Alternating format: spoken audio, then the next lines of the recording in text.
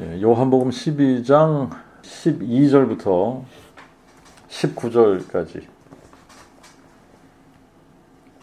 그 이튿날 명절에 온 큰 무리가 예수께서 예루살렘으로 오신다 함을 듣고 종려가지를 들고 맞으러 나아가 크게 외쳐 호산나 찬송하리로다 여호와의 이름으로 오시느니 곧 이스라엘의 왕이여 하더라. 예수께서 한 어린 나귀를 찾아 타시니 이는 기록된 바 시온에 따라 두려워 말라 보라 너의 왕이 오시나니 나귀 새끼를 타셨도다 함과 같더라. 그러나 그의 제자들은 처음에 이 일을 깨닫지 못하다가 예수께서 영광을 받으신 후에야 이것이 예수께 대하여 기록된 것과 사람들이 그에게 이같이 한 것임을 깨달았더라. 예수와 함께한 무리들도 그가 나사로를 무덤에서 불러 죽은 자 가운데서 살리셨다 증거하니라. 이로 인하여 무리가 예수를 맞음은 그들이 예수의 이 표적 행하심을 들었음이더라. 그러므로 바리새인들이 서로 말하되 너희 하는 일이 쓸데없도다. 보라 온 세상이 저를 쫓는도다 하니라. 오늘 본문에서는 두 군데 그 구약 성경을 인용을 해요. 한 군데는 시편 118편이고 또 하나는 스가랴 9장입니다. 그래서 이제 거기도 좀 같이 가서 한번 읽고 오늘 본문을 좀 살펴보죠. 우리가 시편과 이제 스가랴를 통해서 이제 요한은 예수께서 하나님의 아들 그리스도시다. 이거를 증거하려고 하는 거잖아요. 그러니까 이제 요 두 구약의 요 두 성경 구절을 통해서 지금 요한이 어떻게 여기서도 그 복음을 선포하고 있는지 우리가 볼 수 있어야 돼요. 우리 시편 여러분들 성경에 그 관주가 만약에 있다면 그 13절에는 시편 118편 25절, 26절 이런 식으로 쓰여 있을 겁니다. 그래서 시편 118편을 한번 가서 보세요. 25절, 26절 거기 보시면 여호와여 구하옵나니 이제 구원하소서. 여호와여 내가 구하옵나니 이제 형통케 하소서. 여호와의 이름으로 오는 자가 복이 있으며 우리가 여호와의 집에서 너희를 축복하였도다. 근데 요 부분은요 사실 어디서부터 읽어야지 이제 요 부분이 메이크 센스가 되는 거냐면 22절부터 읽어야지 돼요. 22절부터 22절에 보면 건축자들의 버린 돌이 모퉁이의 머릿돌이 되어나니 이는 여호와의 행하시며 우리 눈에 기이하도다. 이날은 여호와의 정하신 바라. 우리가 이날에 즐거워하고 기뻐하리로다. 그러면서 여호와여 구하옵나니 이제 구원하소서. 여호와여 내가 구하옵나니 이제 형통케 하소서. 여호와의 이름으로 오는 자가 복이 있으며 우리가 여호와의 집에서 너희를 축복하였도다. 27절 그 첫 번째 줄까지 하면 하나님은 여호와시라. 자 그리고 이제 요한이 또 이 성경 구절하고 연결을 시켜서 지금 스가랴 9장 9절을 인용을 했단 말이에요. 스가랴 9장 9절은 시온에 따라 크게 기뻐할지어다. 예루살렘에 따라 즐거이 부를지어다. 보라 내 왕이 내게 임하나니 그는 공의로우시며 구원을 베풀며 겸손하여서 나귀를 타시나니 나귀의 작은 것 곧 나귀 새끼니라. 요거 두 성경 구절을 지금 요한은 지금 13절 14절 12장 13절 14절 이렇게 두 군데서 인용을 한 거예요. 두 군데서 인용을 하면서 지금 그 복음을 선포를 하는 거죠. 예수가 누구시냐? 이거를 여기서 이제 구약 성경으로 이제 증명하듯이 이 부분을 기록을 한 겁니다. 근데 12절부터 우리가 읽었죠. 이게 12절부터 읽었는데 12절에 보면 그 이튿날 이렇게 표현을 했어요. 그 이튿날. 근데 그 이튿날이라고 하는 것은 12장 1절에 6월절 엿새 전에 예수께서 베다니에 이르시니 그랬단 말이에요. 그러니까 그 이튿날 그러면 6월절 닷새 전이 되는 겁니다. 6월절 닷새 전. 그리고 이제 이걸 요일로 우리가 이제 이거를 따지면 무슨 요일이 되는 거냐 하면 월요일이 되는 거예요. 월요일. 그런데 이제 이게 사람들마다 예수님이 십자가에 달리신 날을 어떤 사람은 수요일 날 달리셨다 이렇게 주장하는 사람들이 있어요. 그리고 어떤 사람들은 목요일 날 달리셨다. 그리고 이제 대부분은 우리가 어떻게 알고 있냐면 예수님이 무슨 요일에 십자가 달리셨다고 알고 있죠? 금요일로 알고 있는 거예요. 금요일. 자, 그런데 금요일이 맞는 건데 이제 요 부분을 지금 그 김명현 교수라고 하는 사람이 제가 그거를 누가 이제 들어보라고 링크를 해서 보내줬는데 제가 안 봤어요 아직. 근데 이제 그 사람은 예수님이 이 십자가에 달리신 게 목요일이라고 보는 것 같아요. 예, 그러면서 이제 자기 나름대로 뭔가 이렇게 이제 그 과학적인 증거 뭐 이런 걸 이렇게 해가지고 그거를 주장하고 예수님께서 부활하신 날이 목요일인가 수요일인가 그래.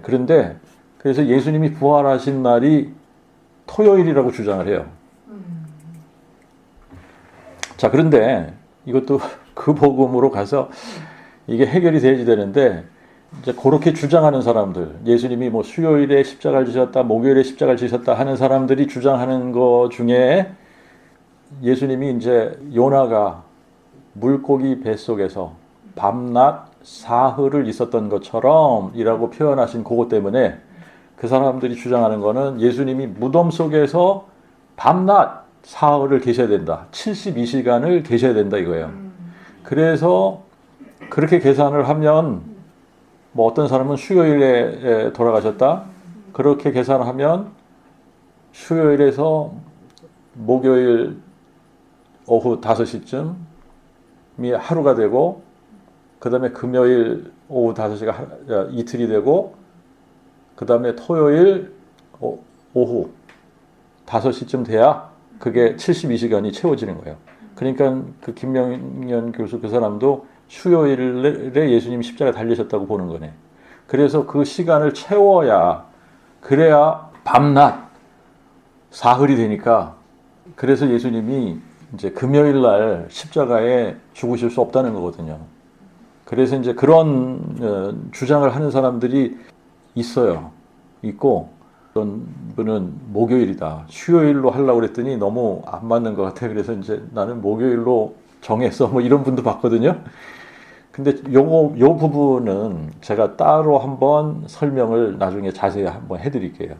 요거는 이제 다니엘서와 지금 요 70일에 대한 요 부분을 이게 그냥 하나님께서 너무나 쉽고 단순하게 그렇게 해주셨는데 사람들이 이거 복잡하게 막 계산하다 보니까 뭐 수요일이다, 목요일이다, 뭐 이렇게 하는 거예요. 그런데 우리가 성경에서 보면 사흘 후에 그 다음에 3일 만에 이거를 같은 의미로 이렇게 쓰시는 경우가 되게 많아요.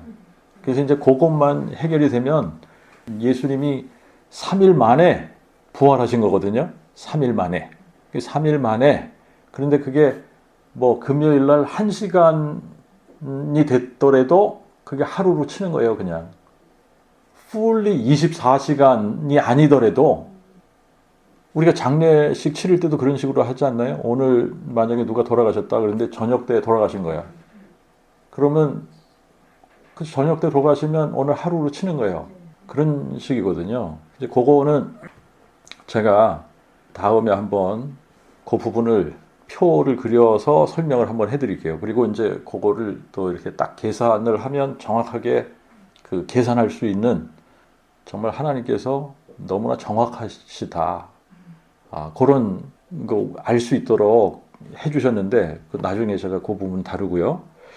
어쨌든 지금 이 6월절 명절을 지키기 위해서 큰 무리가 예루살렘에 오게 된 거예요. 그런데 이 큰 무리가 예루살렘에 와서 예수님께서 예루살렘에 오신다 이 소리를 들은 거죠. 이 소식을 들은 거예요. 예수님이 예루살렘에 오실까? 뭐 이렇게 자기들끼리 주고받고 그랬었는데 예수님이 예루살렘에 오신대. 그러니까 이 사람들이 어떻게 했어요? 종려가지를 들고 맞으러 나아가 크게 외쳐 호산나 찬송하리로다 여호와의 이름으로 오시는 이 곧 이스라엘의 왕이여 하더라는 거예요. 자, 그런데 이게 뭘 인용한 거라고요? 시편 118편을 인용한 거다. 그래서 이제 시편을 우리가 찾아가서 시편을 가서 읽어보니까 여호와여 구하옵나니 이제 구원하소서. 내가 구하옵나니 이제 형통케 하소서. 이제 여호와여 구하옵나니 이제 구원하소서. 이게 지금 여기서 이제 호산나 찬송하리로다 여호와의 이름으로 오시느니 곧 이스라엘의 왕이요. 약간 조금 변형이 되긴 했습니다만 118편에 가서 보면 여호와여 구하옵나니 이제 구원하소서. 이제 구원하소서. 이거를 이제 그 헬라식으로 발음을 호산나 이렇게 한 겁니다. 호산나.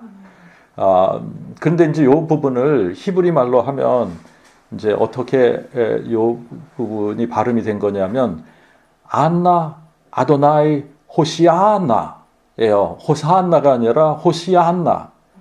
안나 아도나이 하치리하나 이렇게 외친 거거든요. 그러니까 시편 기자는 안나 아도나이 호시아나, 안나 아도나이 하치리하나 이렇게 외친 거예요. 자, 이제 이거를 우리가 호산나, 호시아나를 호산나 구하옵나니 지금 구원하소서 이거거든요. 그리고 구하옵나니 지금 우리를 형통케 하소서 이거거든요. 그리고 여호와의 이름으로 오시느니 이게 바룩 하빠 드셴 아도나이 이거거든요. 그리고 이 지금 여호와의 이름으로 오시는 이가 누구냐? 이스라엘의 왕이라는 거예요. 이스라엘의 왕이다. 이스라엘의 왕. 근데 이스라엘의 왕인데 이 이스라엘의 왕이 누구시냐? 이거를 또 설명하기 위해서 14절에 지금 스가랴 9장 9절을 인용을 한 거예요. 스가랴 9장 9절에 가서 보면 예수께서 한 어린 나귀를 찾아 타시니 이는 기록된 바 시온에 따라 두려워 말라 보라 너의 왕이 오시나니 나귀 새끼를 타셨도다 함과 같더라. 이렇게 쓰여졌죠. 그죠? 자, 그런데 이제 우리가 시편 118편을 가서 좀 살펴보고 일로 다시 오죠. 시편 118편에 가서 어디서부터 봐야 이게 make sense가 된다 그러냐면 22절부터 봐야 된다 그랬어요. 이 22절을 보면 건축자들의 버린 돌이 이런 표현이 있습니다. 그죠? 건축자들의 버린 돌. 이게 이제 신약에서도 인용을 몇 군데서 했는데 건축자들의 버린 돌. 이게 뭐냐면 이 건축자들은 유대인들 그리고 특히 종교 지도자들을 의미하겠죠. 그죠? 건축자들이 돌을 버렸어. 근데 이 돌이 누구예요? 뭘 의미하는 거예요? 하나님이 사람 되신 분인 거라. 그죠? 하나님이 사람 되신 분이야. 그런데 이 건축자들이 이렇게 봐도 자기들의 생각하고 안 맞고 저렇게 봐도 안 맞는 거야. 이 돌을 갖다가 여기다가 맞춰보려고 해도 안 맞춰지고 저기다가 맞춰보려고 해도 안 맞춰지는 거예요. 이게 돌이. 그러니까 이거 버려버렸어요. 버렸는데 이거 버렸다라고 하는 것을 우리가 이제 이걸 어떻게 해석을 해야 되냐면 자기들의 생각하고 안 맞으니까 십자가에 죽여버린 거거든요. 그 죽여버린 거예요. 그런데 이게 이제 건축자들이 버린 돌이 모퉁이의 머릿돌이 되었다라고 하는 거 아니에요. 근데 이 모퉁이의 머릿돌이 되었다라고 하는 것은 뭐냐면 교회의 머리가 되셨다는 얘기예요. 교회의 머리가 되셨다. 이거를 에베소서 2장에서 바울이 예수 그리스도께서 친히 모퉁이의 머릿돌이 되시어 그 안에서 건물마다 서로 연결되어 주님 안에서 성전이 되어가고 그렇게 기록을 하잖아요. 자, 그러니까 이 부분이 건축자들의 눈에는 이 돌이 아무리 봐도 아닌 거야. 이거 쓸모가 없는 돌인 거예요. 유대인들 지도자들은 제사장들, 바리새인들, 사두개인들 이 사람들은 아무리 봐도 예수님이 귀신 들렸고 율법 자기네들이 막 이렇게 해석해 놓은 그 율법을 다 어기고 있고 자기네들의 그 기득권에 위협이 되는 사람이고 아무리 봐도 이 사람은 하나님이 사람 되신 분이 아닌 거예요. 아무리 봐도 이 사람은 그리스도가 아닌 거야. 그 사람들의 눈에는 이렇게 봐도 저렇게 봐도 귀신 들렸어. 바알세불을 힘입어서 이런 일을 하는 거야. 이런 식으로밖에 안 보이는 거예요. 그래서 버려버린 거죠. 십자가에 못 박아 버린 거야. 그런데 어떻게 해요? 하나님께서 그 돌을 모퉁이의 머릿돌이 되게 하셨다라고 하는 거거든요. 모퉁이의 머릿돌이 되게 하셨다. 그래서 그 안에서 건물마다 서로 연결이 돼서 하나님의 처소, 성전으로 지어지게 만드셨다는 거거든요. 자, 이게 어떻게 그렇게 되었냐? 예수님이 죽은 자 가운데서 부활하셔서 교회 머리가 되셨잖아요. 그죠? 이 이야기를 하는 겁니다. 자, 그러니까 지금 이거를 시편에 가서 보면 22절에 건축자들의 버린 돌이 모퉁이의 머릿돌이 된 겁니다. 그런데 이게 23절에는 이는 여호와의 행하심이요 그러는 거예요. 여호와의 행하심이요 우리 눈에 기이하도다. 이게 여호와의 행하신 일, 여호와의 행하신 일이고 이게 우리 눈에는 기이하다는 거예요. 기이한 일인 거야. 이제 이 부분을 바울은 어떤 식으로 표현을 한 거냐면요. 건축자의 버린 돌, 이게 하나님이 사람 되신 분이란 얘기예요.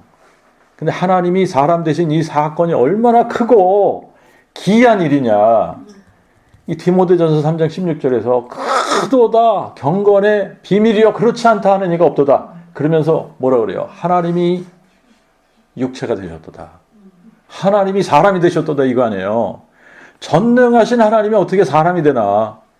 영존하신 아버지가 어떻게 한 아기로 한 아들로 오실 수가 있는지, 그분은 시간과 공간을 만드신 분이고 초월해서 계시는 분인데 어떻게 시간과 공간 안으로 들어오실 수 있는지, 그분이 전능자신데 어떻게 자기를 비워 종의 형체를 가져 사람의 모양으로 만들어질 수 있는지, 이거는 인간이 할 수 있는 일이 아니잖아요. 그리고 이분이 사람이 되셔서 하신 일이 뭡니까? 사망을 패하고 마귀를 멸하시고 생명과 죽지 아니함을 드러내셨단 말이죠. 그러니까 이것이 여호와의 행하신 일이고 사람들 눈에는 기이한 일일 수밖에 없다는 얘기죠. 그러면서 24절에 뭐라 그러냐면 이날은 여호와의 정하신 날이라 우리가 이날에 즐거워하고 기뻐하리로다. 근데 제가 이 부분을 어떤 유명한 미국의 어떤 유명한 분이에요. 유명한 분이 이 부분을 설명하면서 이런 식으로 설명하는 걸 들었어요. 제자들이 지금 저녁 만찬을 하고 나서 그리고 예수님이 이제 지금 겟세마네 동산으로 가셔서 이제 기도하시고 잡히시고 그때부터 트라이얼 재판을 받으시고 고난 받으시고 십자가에 죽으시고 이렇게 되잖아요, 그렇죠? 근데 이제 그때 제자들이 만찬을 먹고 이렇게 겟세마네 동산으로 가는 길에 불렀던 시편이 이거라는 거예요. 이 날은 여호와의 정하신 날이라 우리가 이 날에 즐거워하고 기뻐하리로다. 이거 불렀다는 거예요. 이거를 부르면서 거기를 올라갔다는 거야. 자기의 메시아가 지금 십자가로 죽으러 가는 거를 모르고서 이 찬양을 불렀다. 그러니까 얼마나 이게 이제 안타깝다는 거죠. 이거를 모르고 예수님은 십자가를 지러 가시는데 이 날은 우리도 그 찬양 많이 불렀지 않나요? 옛날에 이 날은 그러면서. 근데 이게 이 정하신 날이 예수님이 십자가를 지시는 날이라고 설명을 하는 거야. 그런데 시편 기자는 십자가를 보고 이 날은 여호와의 정하신 날이라 우리가 이 날에 즐거워하고 기뻐하리로다 이렇게 기록한 게 아닌 거예요. 시편 기자는 뭘 보고 이 날 우리가 즐거워하고 기뻐하리로다라고 한 거냐면 예수님이 죽은 자 가운데서 부활하실 것까지 본 거예요. 이거를 보지 않았으면 즐거워하고 기뻐하리로다 이렇게 노래할 수가 없는 거예요. 아니 메시아가 오셔서 우리를 위해 십자가에 죽으시는 걸 보고 어떻게 즐거워하고 기뻐합니까? 그런데 이게 딱 십자가에서 멈춰버리니까 사람들이 이게 이날 정하신 날이 예수님이 십자가를 지러 가시는 날인데 제자들은 그것도 모르고 이날은 여호와의 정하신 날이라 우리가 이 날에 즐거워하고 기뻐하리로다 이 노래를 불렀다. 얼마나 뭐 이제 제자들이 한심한 거냐 뭐 이런 식의 뉘앙스인데 그게 아닌 거잖아요. 시편 기자가 부활을 보고 즐거워하고 기뻐하리로다 라고 한 거 아니겠어요? 그죠? 자, 그러니까 이게 건축자들이 버린 것을 보고 기뻐하는 것이 아니라 그 돌이 모퉁이에 머릿돌이 되신 것을 보고 기뻐하고 즐거워했다 이거거든요. 근데 거기까지 못 가는 거야. 건축자의 버린 돌, 이 분명히 이 예수님이 십자가에 죽으시는 것, 이걸 의미하는 거예요. 왜? 유대인들이 버렸거든. 그죠? 그들의 왕으로 오셨는데 거부했어요. 십자가 못 박으라고. 그러면서 이제 우리가 더 가서 그 부분을 확인하겠습니다만 유대인들이 가이사 외에는 우리에게 뭐가 없다고요? 왕이 없다. 그러잖아요. 그러니까 이스라엘의 왕, 지금 요한은 시편과 스가랴를 인용해서 이분이 누구라고 증거하고 있냐? 오실이라고 약속한 여호와가 이분이야. 이걸 증거하고 있는 거예요. 이런 문맥에서 지금 이런 문맥 안에서 안나 아도나이 호시아나 안나 아도나이 하츠리 하나 이 찬양을 하는 거예요. 이 노래를 부르는 겁니다. 여호와여 구하옵나니 이제 구원하소서. 여호와여 구하옵나니 이제 우리를 형통케 하소서. 그러니까 여호와께서 구원하러 오신 거예요. 여호와께서 구원하러 오시니까 송축하리로다. 여호와의 이름으로 오시느니요. 여호와의 이름으로 오시는 이가 누굽니까? 이스라엘의 왕이라는 거예요. 이스라엘의 왕. 그런데 이스라엘의 왕이 누구냐? 우리가 구약 성경에서는 이스라엘의 왕, 야곱의 왕, 여호와 하나님이에요. 여호와께서 이스라엘의 왕이십니다. 이스라엘의 왕인 여호와, 이스라엘의 대속주인 나 만군의 여호와가 말하노라. 나는 처음이요 나는 마지막이라. 나 외에는 다른 신이 없느니라. 나는 여호와라. 나는 너희의 거룩한 자요 이스라엘의 창조자요 너희의 왕이니라. 여호와께서 계속 말씀하시는 게 내가 너희의 왕이야 이거잖아요. 그리고 여호와가 이스라엘의 왕이다. 여호와가 야곱의 왕이야. 대적 우리의 재판장 여호와, 우리의 입법주 여호와, 우리의 대왕 여호와, 그가 우리를 구원하실 것이미니. 그래서 지금 우리를 구원해 주세요. 그러니까 여호와께서 오신 거예요. 구원하러 오신 겁니다. 그러니까 여호와의 이름으로 오신 이가 누구냐? 이스라엘의 왕. 그래서 요한은 호산나 찬송하리로다. 여호와의 이름으로 오시는 이 곧 이스라엘의 왕이요. 여호와께서 우리를 구원하러 사람 돼서 오신 거야. 이거 선포하고 있는 거거든요. 이거를 선포하면서 어떻게 해요? 이거를 14절에서 스가랴 9장 9절하고 연결을 시키는 거예요. 이스라엘의 왕이 누구냐? 14절에 예수께서 한 어린 나귀를 찾아 타시니 이는 기록된 바 스가랴 9장 9절을 인용하는 겁니다. 시온에 따라 두려워 말라. 보라 너의 왕이 오시나니 나귀 새끼를 타셨도다. 함과 같더라. 그런데 우리가 스가랴 9장 9절에 가서 보면 시온에 따라 크게 기뻐할지로다. 예루살렘에 따라 즐거이 부를지어다. 보라 내 왕이 내게 임하나니 그는 공의로우시며 구원을 베풀며 겸손하여서 나귀를 타시나니 나귀의 작은 것 곧 나귀 새끼니라. 자, 그러니까 이제 이 시온의 딸, 예루살렘의 딸, 이스라엘 백성들이잖아요. 내 왕은 이스라엘의 왕, 곧 여호와를 의미하는 겁니다. 여호와께서 이스라엘에게 임하시는데 임하시는 이유가 뭐냐? 구원을 베풀기 위해서 임하신다는 거예요. 구원을 베풀기 위해서 오시는데 그때 여호와께서 구원을 베풀러 오실 때에 개선 장군이 백마 타고 임하는 것처럼 임하시는 게 아니라는 거예요. 그럼 어떻게 오시냐? 그분은 겸손하시기 때문에 나귀를 타시는데 그것도 나귀 새끼를 타고 오신다는 겁니다. 하나님은 영이시잖아요. 하나님은 영이신데 영으로 계신 분이 나귀 새끼를 타신다면 나귀를 탄 영으로 계신 여호와 하나님을 볼 수 있는 사람이 누가 있어요? 아무도 없는 거예요. 그죠? 그러니까 그가 육체로 오시지 않으면 이게 나귀 새끼를 어떻게 타겠습니까? 그죠? 이게 그래서 여호와 하나님이 사람 되셔서 그분이 왕으로 임하시는데, 우리를 구원하기 위해서 왕으로 임하시는데, 그분이 오실 때에 이게 하나의 표적인 거죠. 부활이 예수가 누구냐라고 하는 그 표적이듯이 예루살렘에 나귀를 타고, 그것도 나귀 새끼를 타고 예루살렘에 입성하시는 분, 이분을 보면 이분이 여호와가 사람 되신 분인 거야. 그런데 지금 16절에 그러나 그의 제자들은 처음에 이 일을 깨닫지 못하다가 그러잖아요. 예수께서 영광을 받으신 후에야 이것이 예수께 대하여 기록된 것과 사람들이 그에게 이같이 한 것임을 깨달았더라.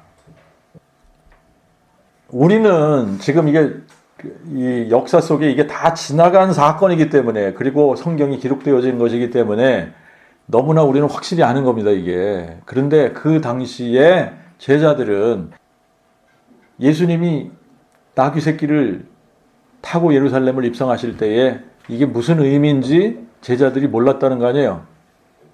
자기들이 뭐 하는지 모르면서 종려가지 들고 나와서 사실은 호산나 그러면서 외쳐댔다는 얘기 아닙니까? 그런데 언제 이걸 알게 됐다고요? 영광을 받으신 후에. 영광을 받으신 후에, 이 얘기는 무슨 얘기예요? 부활하신 후에, 이게 그거구나. 이게 예수께 대하여 예언한 거구나. 이거를 그때 알았다는 거예요. 그래서 사람들이 이렇게 한 거구나. 그제서야 알았다는 얘기예요. 그런데 이거는 예수님의 제자들만 그런 게 아니라 모든 사람이 마찬가지입니다. 모든 사람이. 예수님의 부활이 마음에 믿어지기 전까지는 예수님이 누군지를 모르는 거예요. 근데 거의 대부분의 기독교인들이 예수님의 부활을 마음에 믿는다고 생각하지 않나요? 다들 예수님의 부활을 믿는다고 생각을 해요. 아니, 예수님의 부활을 믿으니까 우리가 예수님을 믿는 거지, 이런 식으로 대답을 한단 말이죠. 예수의 부활 안 믿는다고 생각하는 사람들이 거의 없습니다. 진짜 솔직한 사람들이나 난 다 믿겠는데 부활은 못 믿겠어, 이런 사람들을 봤어요, 제가. 부활만큼은 못 믿겠다. 어떻게 죽은 자가 살아나냐? 이런 사람이 있어요. 그런데 거의 기독교인이다 그러면 부활을 믿으니까 우리가 예수 믿는 거 아니겠어요? 이런 식이란 말이에요. 부활 믿는다고 하는 거야. 자, 우리가 부활을 믿는다라고 생각을 해요. 그러면서 십자가를 붙들고 있어요. 십자가 그래. 예수님의 제자들도 우리가 살펴보면 그래, 성경에서 살펴보면 예수님의 제자들도 자기들이 십자가에서 예수님이 달리실 거를 지금 생각하지도 못하는 겁니다. 그러니까 뭐라고 베드로가 장담을 하냐면, 내가 주님과 함께 죽을지언정 주님을 절대 부인하지 않겠나이다. 그러니까 다른 제자들도 그 얘기를 듣다가 다 똑같이 우리도 주님과 함께 죽을지언정 주님을 절대 부인하지 않겠나이다. 아니, 그런데 요거는 그냥 몇 줄 지나고 보니까, 그죠? 예수님이 십자가에 달리시기도 전에 예수님이 잡히실 때 제자들이 다 도망가지 않습니까? 다 도망가 버려요. 이렇게 장담을 이런 식으로 해놓고, 우리가 어떻게 주님을 버립니까? 우리가 주님과 함께 죽을지언정 주님을 절대 부인하지 않겠나이다. 아니, 그렇게 말한 지가 하루도 안 지났어요. 근데 다 도망가 버렸어. 근데 지금 사람들이 여전히 예수님의 제자들처럼 장담을 하는 거예요. 십자가에서 죽어야지. 십자가에서 죽지 않고 어떻게 부활을 하냐. 십자가에서. 그러면서 예수와 함께 십자가에 죽어야지. 예수와 함께 십자가에 죽어야 된다는 거야. 그래서 십자가 이거를 가장 붙들고 나가려고 하는 거예요. 근데 이게 얼마나 지금 어이없는 현실인지 제가 예를 또 들었던 예지만 다시 한번 예를 들자면 이게 정말 이런 현실이거든요. 어느 아버지가 자식들을 위해서 장기를 다 나눠주고 희생을 해서 아버지는 죽고 장기 이식을 받은 아들들은 다 살아났다. 근데 아들들이 살아나서 보니까 자기들은 새 생명을 얻었는데 근데 아버지가 자기들 때문에 죽은 거 아니에요. 그러니까 기뻐할 수가 없는 거야. 그래서 어떻게 해요? 우리는 살았지만 우리 아버지가 우리를 대신해서 죽으셨네. 그래서 가슴을 치며 슬퍼하는 거야. 우리가 병약하게 태어나지만 않았으면 우리 이 병 때문에 우리 아버지를 죽게 했다. 그러면서 무덤에 가서 슬퍼하고 막 가슴을 치고 울고 그래요. 그런데 3일 만에 기적이 일어났어. 죽었던 아버지가 다시 살아났어요. 그럼 어떻게 해야 된다는 거예요? 죽었던 아버지가 다시 살아났다. 정말 그래서 아들들에게 나타났다. 그러면 아들들이 정말 얼마나 기뻐해야 되는 겁니까? 너무 기뻐서 펄쩍펄쩍 뛰어야지 되는 거 아니에요? 그런데 현실이 지금 어떤 거냐면 아버지는 살아나셨는데 아들들이 기뻐하질 않아. 무덤에 계셔야지. 왜 살아나셨어요? 그러는 거야. 그러고 어떻게 무덤 앞에 가서 계속 가슴을 치고 우리 아버지가 우리를 위해서 죽으셨는데 그러고 있는 거예요. 그러면서 우리가 아버지를 죽게 했는데 용서해 주세요. 용서해 주세요. 가슴을 치는 겁니다. 울고불고 하는 거예요. 이게 지금 기독교의 현실 아닙니까? 그런데 예수님이 살아나셔가지고 내가 살아났다고? 그러니까 또 어떻게 해요? 살아나셨어요? 그러면 우리가 1년에 한 번만 살아나신 날만 기념해서 살아났다고 그럴게요. 그러잖아요. 그죠? 1년에 한 번만 살아나셨다고 그러고 나머지는 십자가 앞에 가서 무덤 앞에 가서 예수님이 우리를 위해 죽으셨는데 이러고 있는 거예요. 그러면서 우리를 좀 용서해 달라고. 이게 정상입니까? 이게 정상이 아니잖아요. 이게 지금 거대한 종교 집단으로 타락한 기독교의 모습이에요. 이게 현실이라고요. 기독교인들이 예수님이 부활하신 것 때문에 날마다 기뻐하고 즐거워하지 않는단 말이죠. 지금 여기 17절에 보면 예수와 함께한 무리들도 그가 나사로를 무덤에서 불러 죽은 자 가운데서 살리셨다 증거하니라 이렇게 돼 있어요. 나사로가 살아나는 거를 본 사람들, 이 사람들도 예수님이 나사로를 살리셨다고, 예수님께서 나사로를 무덤에서 불러서 죽은 자 가운데서 살리셨다고 그러면서 이걸 증거했다고 그러잖아요. 이걸 증거했다고. 그런데 우리가 정말 예수님이 죽은 자 가운데서 사셨다는 것을 정말 우리의 마음에 믿으면 이거를 왜 증거를 안 하겠느냐고요. 그렇지 않나요? 이거 증거하는 게 당연한 거야, 이게. 그런데 우리가 지금 뭐 하고 있느냐 하면 당신네들의 죄 때문에 예수가 십자가에 죽은 거야. 우리의 죄를 없이 하려고 예수님이 십자가에 죽으셨어. 그러니까 십자가 앞에 가서 가슴을 치고 통곡하면서 죄를 회개해라. 다 십자가 앞에 가서 죄를 회개하라. 날마다 엎드려라. 아버지는 살아나셨는데 살아나신 것 때문에 기뻐하지 말라는 거예요. 우리 때문에 죽었잖아. 그러니까 그것 때문에 슬퍼해. 근데 우리가 누가복음 14장에 가서 보면 예수님께서 예수님의 제자가 될 수 있는 조건 3가지를 얘기를 하세요. 첫 번째가 뭐냐면 자기의 부모, 형제, 아내와 자녀, 심지어는 자기 목숨까지도 미워하지 아니하면 능히 나의 제자가 되지 못하리라 그래요. 두 번째는 누구든지 자기 십자가를 지지 않고 나를 쫓는 자도 능히 나의 제자가 되지 못하리라. 그리고 세 번째가 뭐냐면 모든 것을 자기의 모든 소유를 버리지 아니하는 자는 능히 내 제자가 되지 못하리라 그래요. 자, 이 3가지 조건이 다른 것 같은데 사실은 하나야, 하나. 목숨 앞에 모든 소유가 무슨 소용이 있습니까? 그게 자기의 목숨을 버릴 수 있다면 십자가를 지는 게 목숨을 내놓는 거 아닙니까? 그러니까 한 가지예요. 그런데 누가 십자가를 질 수 있냐는 얘기예요. 예수님을 3년을 열심히 쫓아다닌 예수님의 제자들도 비록 다 주를 버릴지라도 나는 결코 버리지 않겠나이다. 내가 주와 함께 죽을지언정 주님을 절대 부인하지 않겠나이다. 아니 이러던 사람들이 한순간에 다 예수를 버리고 도망했단 말이에요. 그러니까 십자가 앞에서는 다 예수를 버리고 도망할 수밖에 없다는 얘기예요. 그런데 어떻게 우리가 십자가를 질 수 있다는 얘기를 하는 건지 솔직하지 않은 거예요. 그러니까 사람들이. 십자가 앞에서 정말 자기가 십자가에 달릴 수 있는 사람 아무도 없어요. 그런데 십자가를 질 수 있는 사람들이 어떤 사람들이냐면 예수의 부활을 보고 마음에 믿은 사람들이에요. 그러니까 예수의 부활을 보고 마음에 믿은 사람들은 결정적인 순간에 예수를 위해서 십자가 지는 거예요. 그런데 정말 예수의 부활을 보지 못한 사람들은 머리로는 다 알 것 같아. 그런데 결정적인 순간이 되면 어떻게 해요? 다 버리고 도망하는 사람들이 되는 거예요. 그러니까 그의 제자들이 처음에 이 일을 깨닫지 못했다. 그런데 언제 깨달았냐? 예수께서 영광을 받으신 후에야. 예수께서 부활하신 후에야. 이것이 예수께 대하여 기록된 것이구나.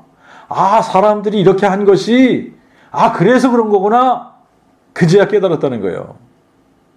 그러니까 우리가 예수의 영광을 본 사람들만 예수가 누구신지를 깨닫게 되는 겁니다.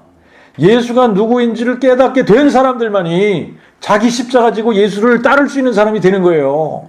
예수의 부활의 영광을 마음에 믿은 사람들만이 부활의 증인이 되는 거예요. 우리가 마음에 믿은 것을 증거하게 되어져 있습니다. 마음에 믿는 것, 우리가 마음에 가득한 것을 입으로 내뱉게 되어져 있습니다. 그러니까 마음에 믿은 것을 증거하는 거예요. 마음에 믿지 않은 것을 증거할 수가 없어요. 그러니까 십자가가 마음에 확 그냥 이게 믿어지고 십자가가 커지면 어떻게 해? 십자가만 얘기하는 거예요. 근데 예수의 부활의 영광을 본 사람들은 어떻게 되죠? 예수의 부활을 선포하는 거예요. 이게 너무나 자연스러운 겁니다. 근데 예수의 부활을 선포하면 가장 싫어하는 존재가 마귀예요. 왜 그러냐면 부활로 자기가 멸해졌거든. 부활로 자기가 망해버린 거거든. 그러니까 이 부활 선포를 가장 싫어하는 존재는 마귀란 말입니다. 그리고 마귀에게 속한 자들이 가장 싫어하는 거예요. 자, 그래서 사도행전에서도 가서 보면 사도행전 4장 1절과 2절에 제사장들 또 성전 맡은 자 사두개인들이 부활 전파함을 싫어하여 이렇게 나와요. 부활 전파함을 싫어하여 예수의 부활 전파하는 것을 싫어한다. 이게 누가 하는 짓이냐? 마귀가 하는 짓이고 마귀에게 속한 자들이 하는 짓이에요. 그러니까 거기에 대해서 제자들이 뭐라 그러냐면 우리는 보고 들은 것을 말하지 아니할 수 없노라. 우리가 보고 들었는데 아니 어떻게 이것을 말하지 않을 수가 있냐. 못 봤다면 몰라도 봤는데. 그러니까 우리도 마찬가지인 겁니다. 우리가 정말 예수의 부활 이거를 정말 역사적인 사실로 우리가 인정을 하고 마음에 믿었다. 예수를 믿는 것이 정말 이 표적을 보고 증거가 확실하다. 그러니까 이게 너무나 확실한 증거구나. 그러고 믿는다는 거 아니에요? 그래서 확실한 증거가 있어야지 믿는 거잖아요. 근데 그동안은 우리가 증거 없이 무조건 믿었단 말입니다. 근데 그거는 증거 없이 믿는 믿음은 소경 믿음이란 말이에요. 소경 믿음. 이 소경 믿음은 거짓 믿음이라고요. 그러니까 언제나 무너질 수 있는 거예요. 그런데 너무나 확실한 증거를 내가 마음에 믿고 있다. 이게 너무나 확실한 증거야. 그래서 이 확실한 증거를 내가 알고 있어. 그러니까 그 증거 때문에 내가 믿는다 그러면 이거는 어떤 상황에서도 우리가 흔들릴 수가 없는 거예요. 무너질 수가 없는 거예요. 너무나 증거가 확실하기 때문에. 그 증거 때문에 내가 믿는 거기 때문에. 그러니까 우리가 보고 들은 것을 말하지 아니할 수 없도다. 이렇게 되는 거거든요. 그냥 예수님이 죽은 나사로 살리신 것을 본 유대인들도 예수님이 이렇게 하셨어 라고 증거하고 있는데 우리가 정말 예수님이 죽은 자 가운데서 살아나셨다. 이걸 우리가 마음의 눈으로 봤다. 정말 그래서 우리가 마음에 믿게 됐다. 그러면 어떻게 이거를 증거하지 않을 수 있겠느냐는 얘기죠. 봤다면, 정말 마음에 믿었다면. 그래서 16절에 보면 이로 인하여 그래요. 이로 인하여 무리가 예수를 맞으면 그들이 예수의 이 표적 행하심을 들었음이더라. 예수님께서 그런 일을 행하셨어? 이 얘기를 듣고서 사람들이 찾아왔다는 얘기 아니에요. 이 얘기를 듣고서 사람들이 지금 예수님을 맞으러 나왔다는 거 아닙니까? 아니 그런데 예수님이 친히 죽은 자들 가운데서 살아나셨다! 이 이야기를 들으면 이게 얼마나 더 중요한 이야기냐고요. 예수님이 다른 사람 죽은 자 가운데서 살리셨는데 자기 자신은 못 살렸다. 믿을 필요가 있는 겁니까 이게? 믿음의 대상이 될 수가 없는 거잖아요. 그런데 예수님은 다른 사람들을 살리신 것은 내가 죽은 자를 살리는 전능자 이걸 보여주신 거예요. 그리고 증명까지 해줄게. 너희가 나를 죽여. 그러면 내가 사흘 만에 다시 살아날 거야. 예수님이 이거를 증명하셨단 말입니다. 죽은 자 가운데서 부활하셔서 이 부활체로 다시 사셨을 때는 더 이상 죽지 않는 몸, 더 이상 죽지 않는 몸으로 살아나신 거잖아요. 그래서 예수의 부활을 마음에 믿는 모든 사람들을 그 마지막 날에 다 살리시겠다고 약속하시는 겁니다. 이게 마음에 믿어지면 이제 19절을 보면 바리새인들이 뭐라고 자기네들끼리 서로 말하느냐 하면 자기네들끼리 서로 말하는 거예요 이게. 야, 너희 하는 일이 쓸데없다. 봐라, 온 세상이 저를 쫓는도다. 자, 이렇게 되면 끝나는 거예요. 각자가 몇 명? 2명. 2명의 그리스도의 제자만 만든다. 사실 그러면 끝나는 겁니다. 그러면 안 외칠 수가 없잖아요. 이거를 선포하지 않을 수가 없잖아. 이거를 우리가 목숨을 내놓고 선포하는 자리까지 가게 되는 겁니다. 그래서 큰 환란에서 이 큰 무리들이 나오는 거예요. 정말 예수님과 함께 했던 사람들이 모두가 다 아니 예수께서 지금 죽은 나사로를 살리셨어요.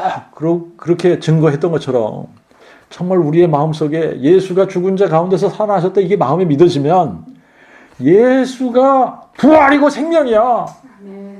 이거를 선포 안 할 수가 없는 거잖아요. 예수가 부활이요 생명이야. 그러니까 예수가 누구냐? 우리를 구원하러 오신 여호와 하나님이 우리를 구원하시기 위해 사람이 돼서 오셨고 그분이 나귀 새끼를 타고 예루살렘에 입성하신 거야.